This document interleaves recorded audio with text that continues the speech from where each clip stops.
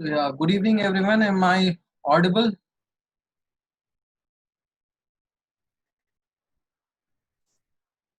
भाई आवाज सुनाई दे रही है सभी को?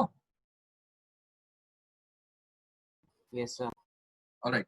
So, yeah, today my Wi-Fi is not working, so I'm using my phone data. So let's see if it works well with this phone data. Then okay. Then अगर ऐसा नहीं होता है तो unfortunately we have to cancel the class, right? तो अगर कोई आवाज सुनने वगैरह में दिक्कत हो रही है तो let me know in the chat section. उसमें मुझे बता देना. So let us start from where we have left in the last class में हमने जो क्वेश्चन किया था वो ये किया था, क्वेश्चन नंबर 6. और 6 में किसी को डाउट है कोई?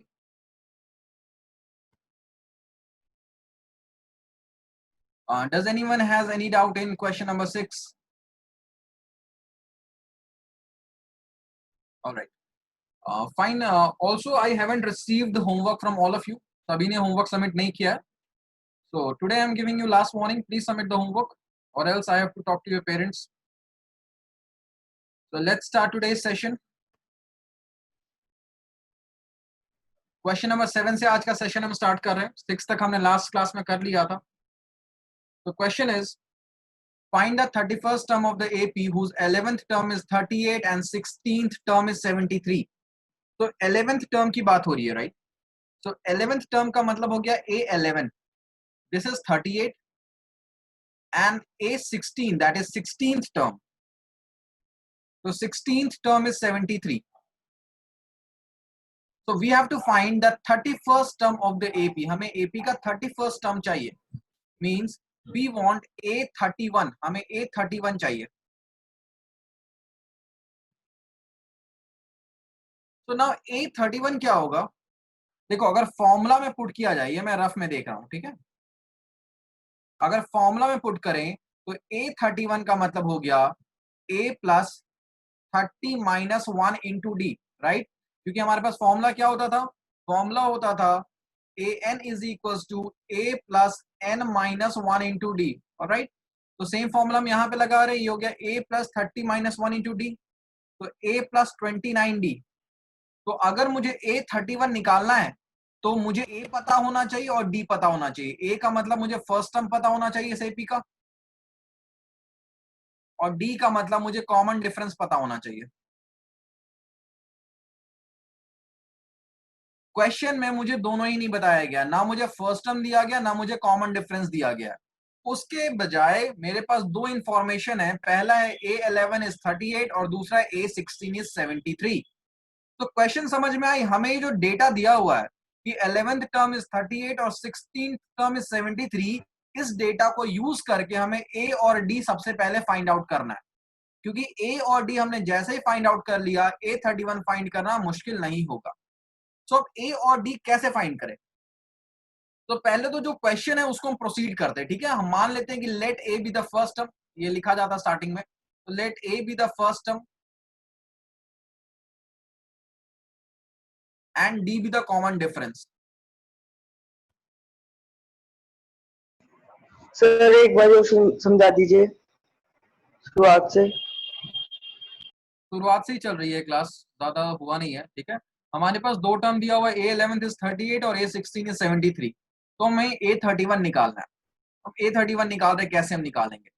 अभी A11 का क्या मतलब हो गया? इसका मतलब हो गया A plus 11 minus 1 into D is 38. क्योंकि फॉर्मूला हमने देख रखा है, an का फॉर्मूला क्या होता है? A plus n minus 1 into D. तो यहां पर हो गया A plus 11 minus 1 into D. तो it is A plus 10d is equal to 38. तो ये जो गिवन इंफॉर्मेशन है A11, that is 11th term is 38, उसको हमने मैथमेटिकल फॉर्म में एक्सप्रेस कर लिया. A plus 10d is equal to 38. A16 को हम कैसे लिखेंगे? It will be A plus 16 minus 1 into D is 73. तो ये हो गया हमारा A plus 15d is equal to 73. तो जो सेकेंड डेटा हमें दिया हुआ था कि 16th टर्म इज 73, उसको हमने मैथमेटिकली एक्सप्रेस कर लिया A plus 15d is equal to 73. लेकिन हमें ये तो इक्वेशन नहीं चाहिए, हमें तो A और D की वैल्यू चाहिए. तो A और D की वैल्यू को निकालने के लिए हम क्या करते हैं? हम इसे दो इक्वेशंस अज्यूम कर लेते हैं, इक्वेशन 1 एंड इक्वेशन 2. और उसको सॉल्व करते हैं। लीनियर इक्वेशन क्योंकि हमने ऑलरेडी पढ़ रखा है, तो सभी को इक्वेशन सॉल्व करने आता होगा।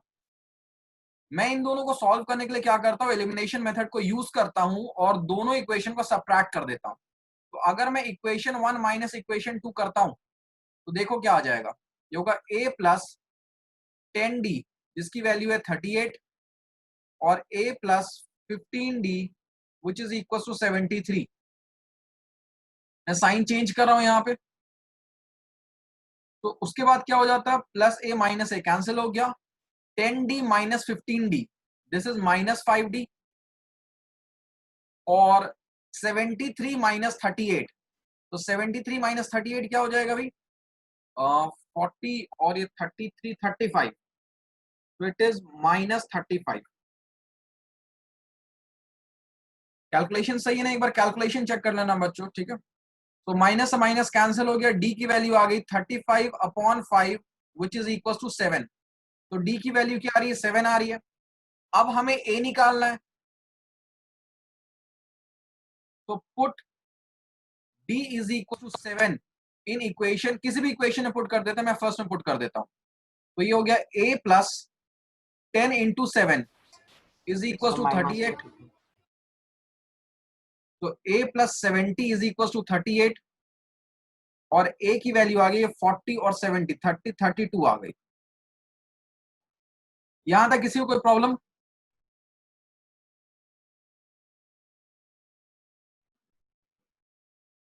सर माइनस 32 नहीं आएगी? क्या आएगा, माइनस 32। हाँ sorry sorry, yes yes, minus 32 है, ठीक है।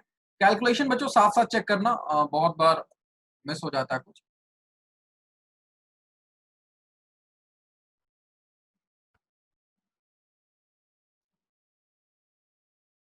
यहां तक किसी को भी कोई दिक्कत?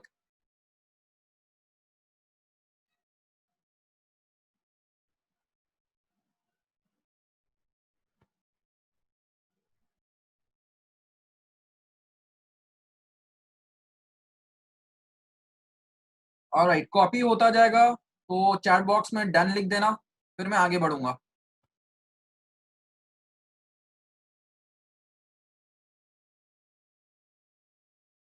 अच्छा, हम यहीं पे फर्दर कर सकते हैं। तो ये पार्ट तो मेरा रफ में चल रहा था, right, this was the rough, ये रफ था मेरा पूरा। तो मुझे क्या निकालना था भाई, मुझे निकालना था 31st टर्म, और मैंने रफ में बता रखा था 31st टर्म क्या होता है, राइट। मैंने रफ में 31st टर्म किया हुआ था, तो मैं इसी को एडिट कर देता हूँ, यहां से ये हटा देता हूँ भाई। तो A31 मुझे निकालना था, A31 क्या हो गया, A प्लस 29D, ठीक है। सो A हमारा आया -32 प्लस 29 इंटू डी, डी क्या आया, 7 आया। तो कैलकुलेट कर लो ये क्या आ रहा है, -32 प्लस 9 7 63 7 2 14 और ये हो गया 20, ठीक है। सो इट क्यों बिकम्स, सर? हाँ जी, सर यहाँ A31 में आपने 30 माइनस 1 क्यों किया है? ये 29 माइनस 1 नहीं होना चाहिए था? हाँ हाँ यहाँ वो सॉरी सर, 31 29 माइनस ऑलराइट मुझे भी, 31 माइनस 1। हाँ ये ब्लंडर हो गया, मिस्टेक हो रहा है, सॉरी फॉर दिस। तो ये हो गया A प्लस 30D और यहाँ पर भी आ गया 30, तो ये हो गया 30 इंटू 7 इज 210। तो 210 माइनस 32 अगर हम करते हैं तो ये हो गया 18178 होगा, राइट। हाँ, तो the 31st term is 178।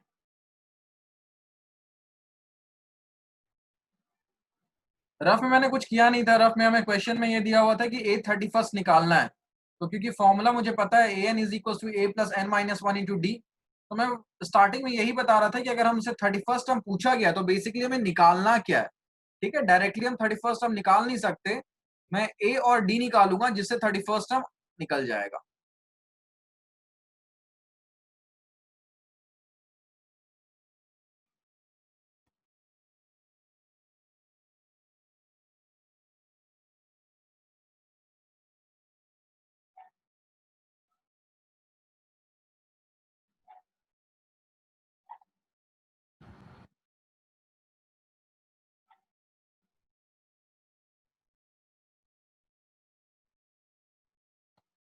Last part में हमें कीरत निकालना है 31st टर्म, ठीक है। क्वेश्चन में ये पूछा गया था find the 31st term.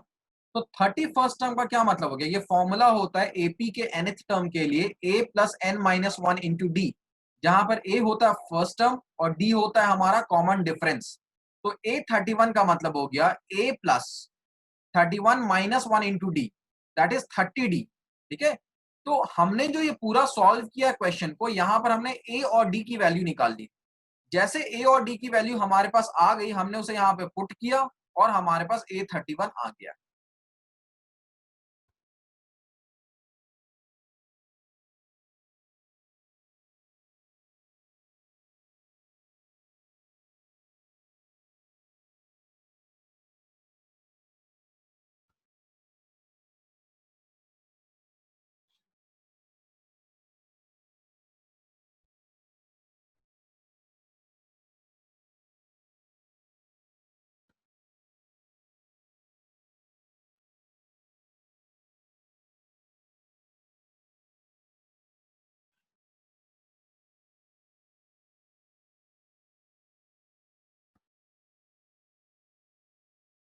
Alright, so student, जैसे मैंने स्टार्टिंग में ही बता दिया है, अगर सेशन के बीच में कभी भी ऐसा हुआ कि मैं डिस्कनेक्ट हो गया, राइट, तो समझ जाना कि मेरे फोन डेटा ने जवाब दे दिया है। Alright, so just wait for 2-3 minutes. अगर मैंने वापस से कनेक्ट कर लिया तो वेल एंड गुड, नहीं तो you may also leave the meeting, ठीक है। मीटिंग्स लीव कर लेना,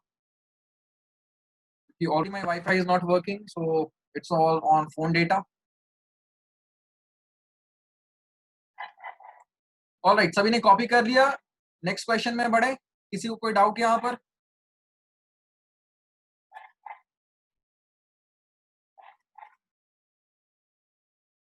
fine, let's start, let's do next question.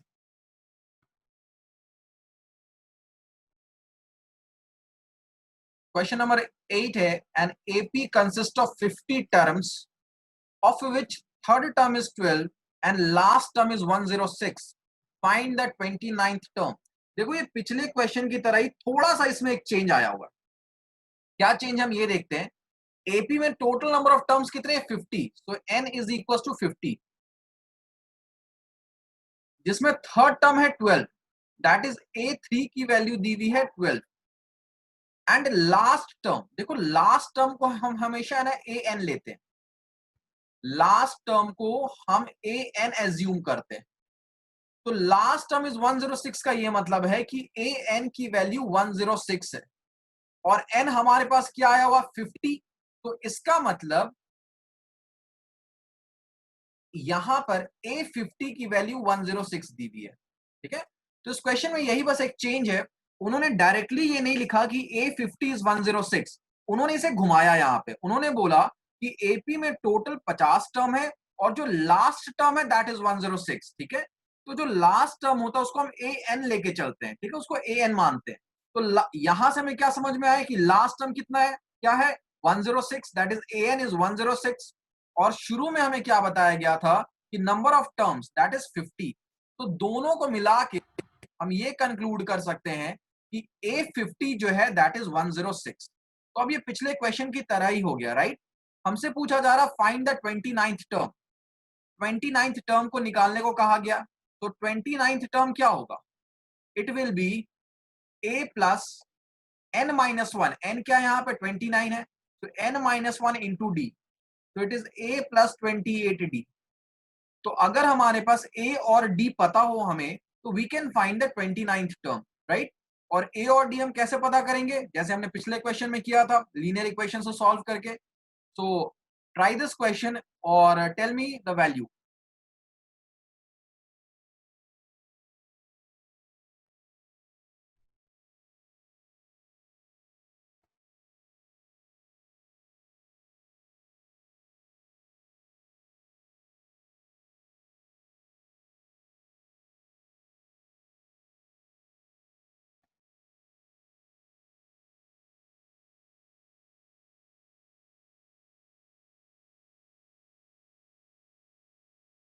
Fine, so we are getting values. d की वैल्यू हमारे पास 2 आ रही है और a की वैल्यू 8 आ रही है।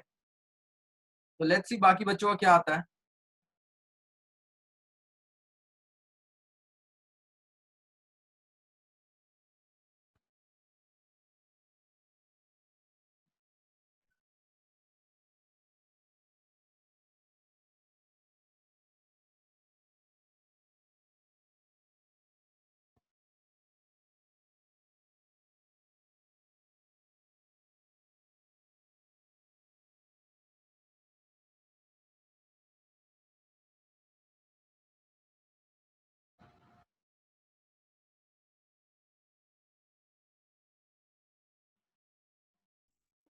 सर D2 आ रहा है और A8।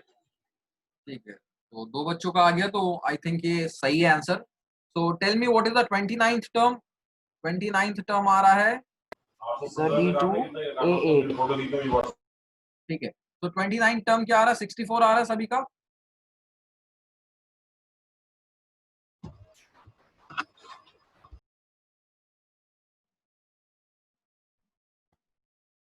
Yes sir.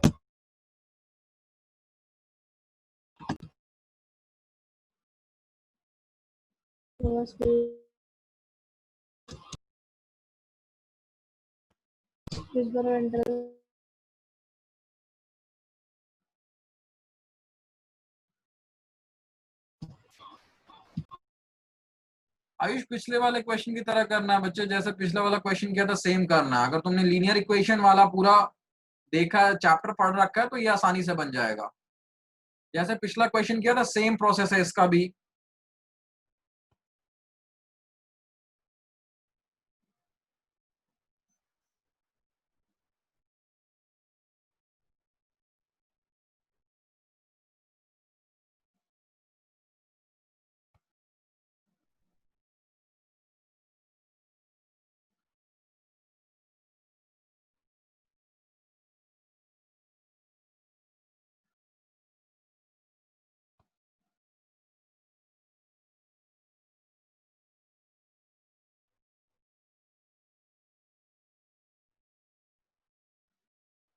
क्या सभी का सेम आंसर आ रहा है?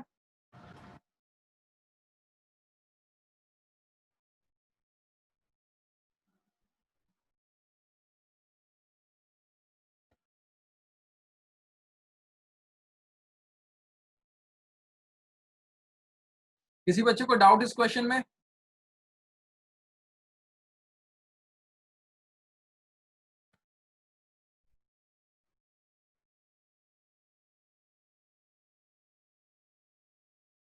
फाइन। तो ये जो क्वेश्चन है ये होमवर्क वाली शीट में मुझे बना के सबमिट करना, क्वेश्चन नंबर 8।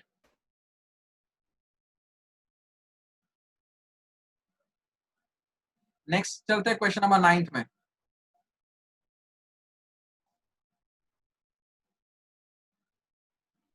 ना क्वेश्चन नंबर 9 जो है उसी का थोड़ा सा और मॉडिफाइड वर्जन है।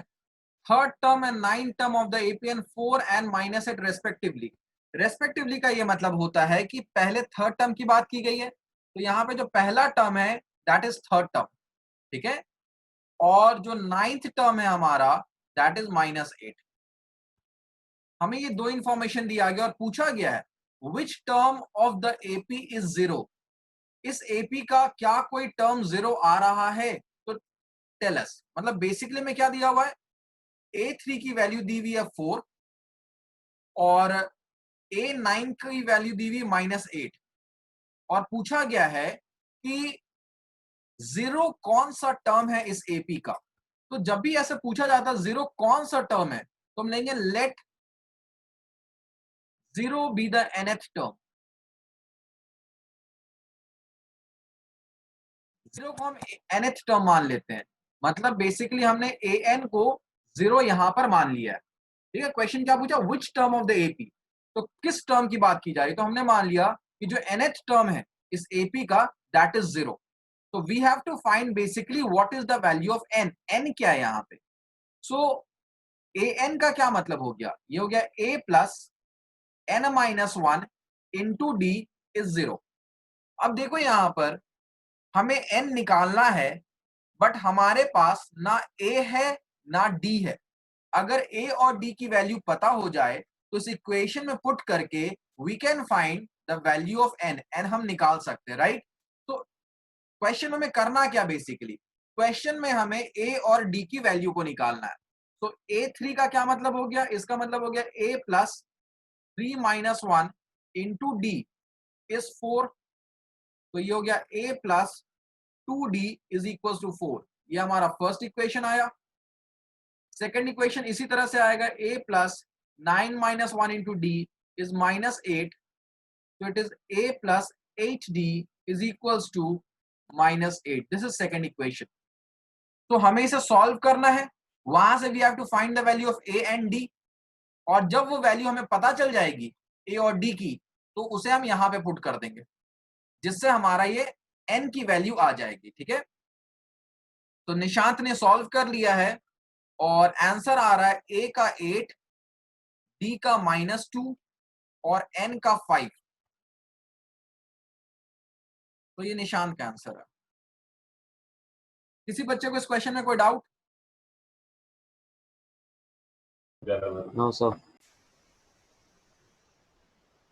फाइन। तो जब डाउट नहीं है तो उसको पूरा जो है वो कंप्लीट होमवर्क में करना है।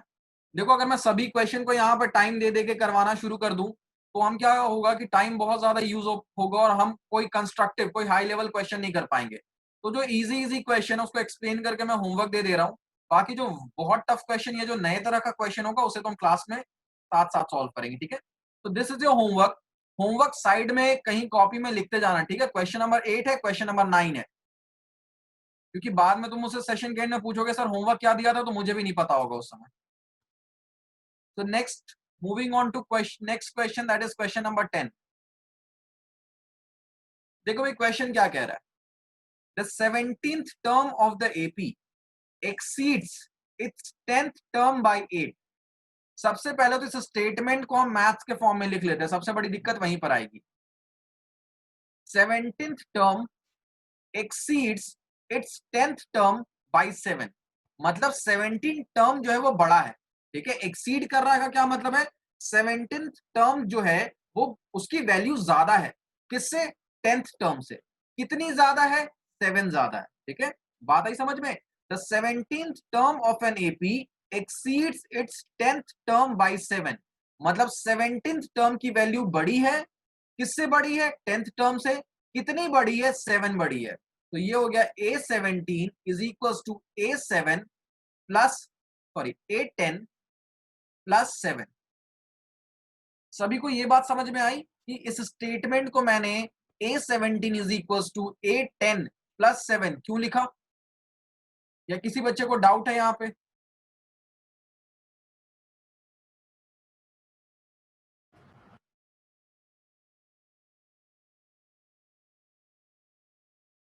चलो ठीक है, तो A17 देखो, A और D तो हमें नहीं पता है। जब A और D हमें पता नहीं होता है तो मान लेते हैं let A be the first term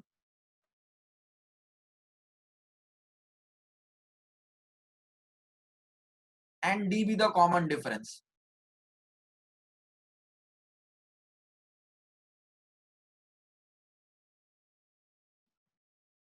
तो A17 का क्या मतलब हो गया, इसका मतलब हो गया A plus 17 minus 1 into D, A plus N minus 1 into D होता है। A10 का क्या मतलब हो गया, A plus 10 minus 1 into D plus 7। ठीक है, ये 7 यहां पे नीचे उतर गया, तो ये हो गया A plus 16D is equal to A plus 9D plus 7। ठीक है, अब हम क्या करते हैं, A और D को एक तरफ लेके चले जाते हैं। तो ये A जब इधर जाएगा ये माइनस हो जाएगा, 9D भी इधर जाके क्या हो जाएगा, माइनस हो जाएगा। तो पहले से यहां पर A प्लस 16D था, ये हुआ minus A minus 9D is equal to 7। तो A और A कैंसिल हो गया, 16 माइनस 9, तो दैट इज 7D। फाइन, 16 ठीक है, इज इक्वल टू 7। तो यहां से D की क्या वैल्यू आ गई, 1 आ गई। तो डायरेक्टली हमारे पास आंसर आ गया D इज इक्वल टू 1।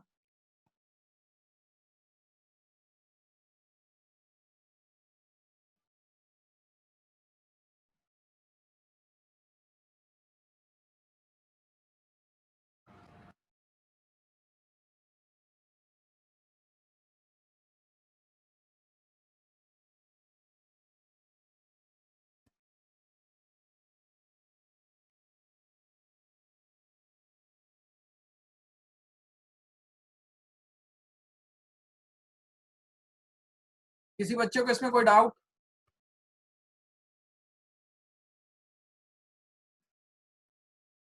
सभी ने कॉपी कर लिया है, किसी का बचा हुआ है? सर 1 मिनट बस।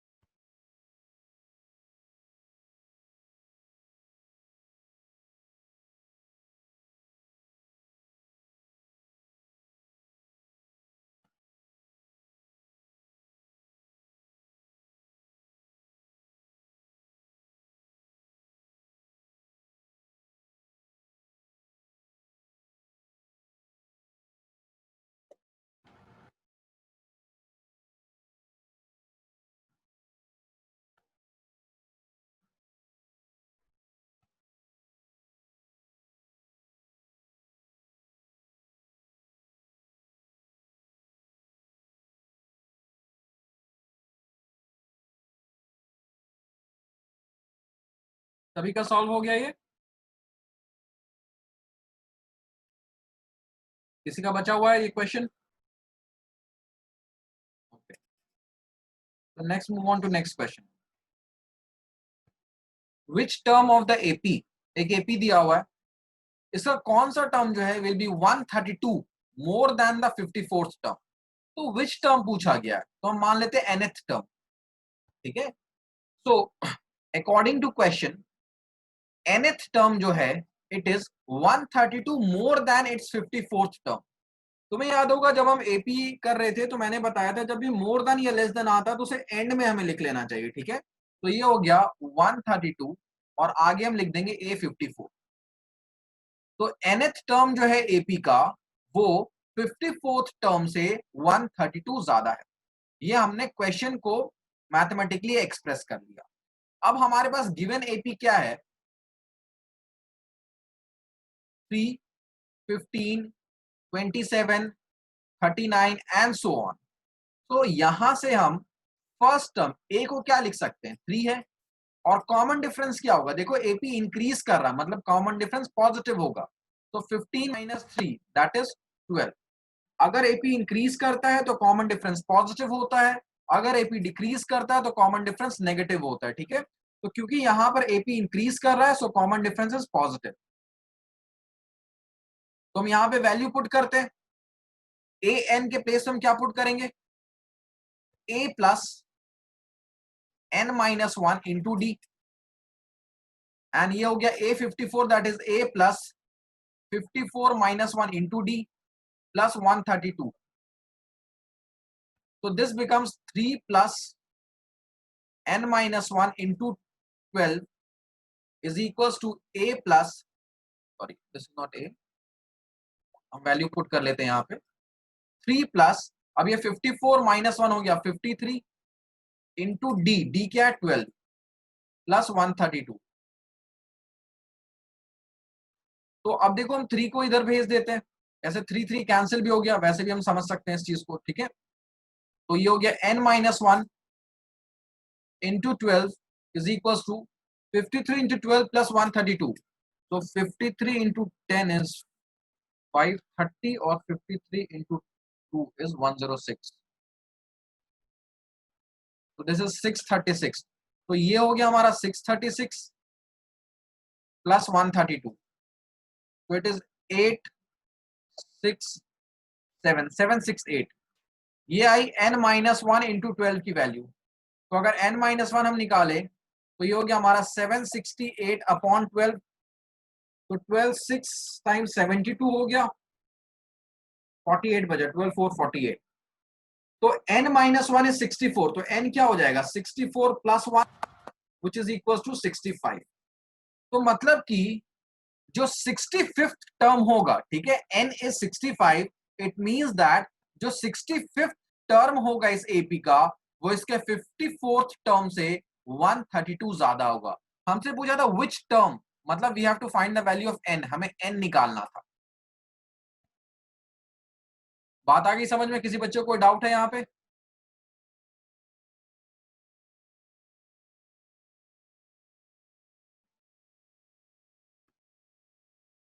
कॉपी हो जाएगा, मुझे चैट बॉक्स में बता देना.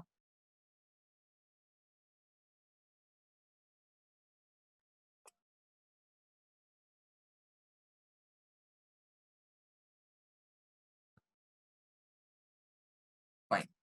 So you copy, I'll just be back in a moment.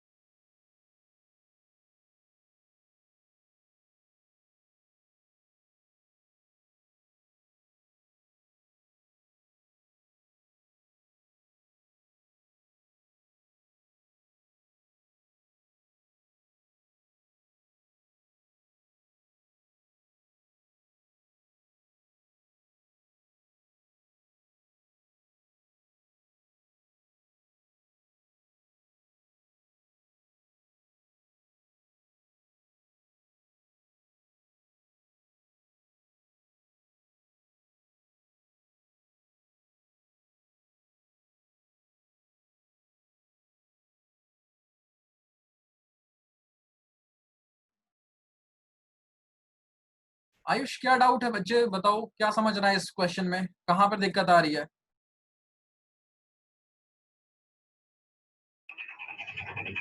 Sir A N के वो जो नीचे से सर वहां से समझा दीजिए। कहाँ से? A n equals to A54 plus 132 से। उसके बाद वैल्यूज बस पुट कर दिया। ए एन क्या होता है? A plus N minus 1 into D होता है, इसको यहाँ पुट कर दिया। A54 क्या होगा? उसी बेसिस पे A plus 54 minus 1 into D, और 32 को हमने यहाँ पे लिख दिया। बाकी बस वैल्यू पुट कर दिया। ए की वैल्यू हमें शुरू से पता है, एपी से 3 आ रही है, और डी आ गया हमारा 12, उसे पुट कर दिया। तो 3 3 दोनों तरफ से कैंसिल हो गया। कैंसिल नहीं करना तो 3 को उधर ले जाओ, वही बात होगा। और n माइनस 1 इंटू 12 जो हो गया 53 इंटू 12 इज 636 प्लस 132 ऐड हो गया, आ गया 768। फर्दर इसको सॉल्व करें, n की वैल्यू आ गई 65। और सभी बच्चों का हो गया।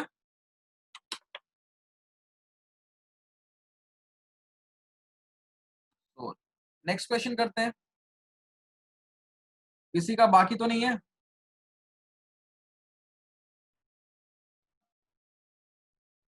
Question 12 is a good question, इसको मार्क। हाँ जी सर वो क्वेश्चन में आएगा सर, पूरा कॉपी नहीं हुआ। क्या नहीं हुआ? सर कॉपी पूरा नहीं हुआ। उसका स्क्रीनशॉट लेके रख लो, स्क्रीनशॉट लेके रख लो, काफी टाइम हो गया, मैं आगे क्वेश्चन कर रहा हूँ। उसका स्क्रीनशॉट लेके रख लो, बाद में कॉपी कर लेना।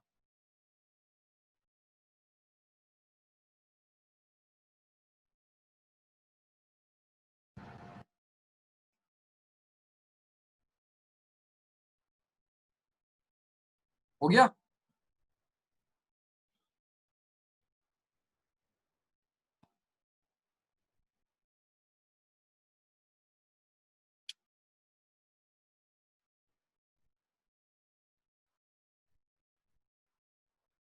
Fine. Let's do another question. That is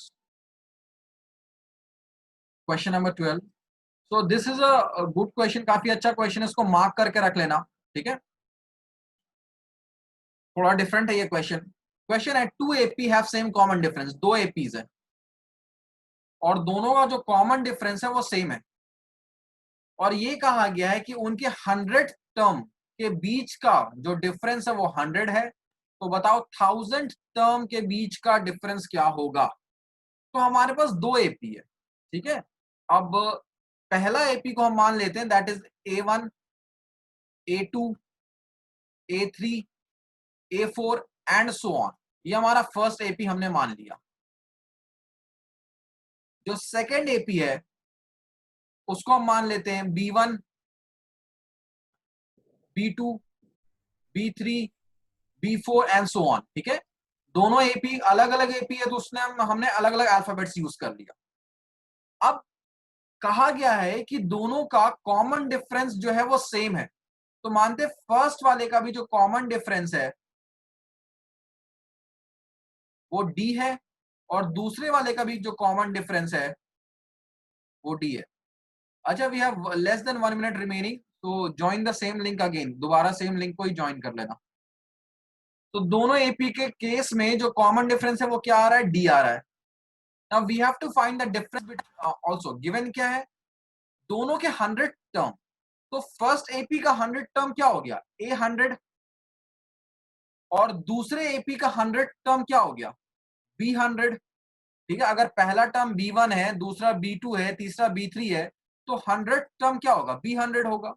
तो ये कहा गया है कि दोनों के 100 टर्म के बीच का जो डिफरेंस है दैट इज 100, और हमें फाइंड क्या करना है